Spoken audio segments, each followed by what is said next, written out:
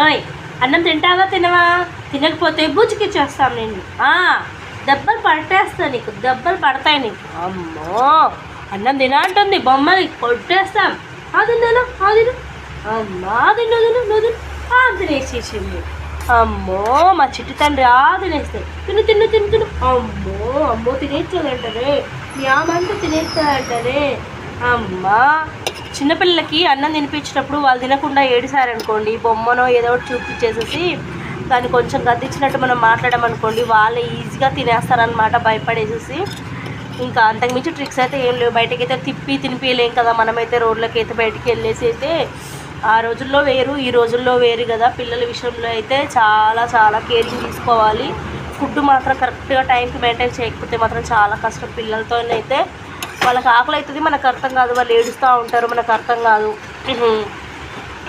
చాలామందికి అయితే ఆ విషయం కొంచెం తెలీదు. ఫస్ట్ కొత్తగా డెలివరీ అయిన వాళ్ళకైతే, ఫస్ట్ టైం డెలివరీ అయిన వాళ్ళకైతే తెలీదు ఆ విషయం అయితే చాలా వరకు.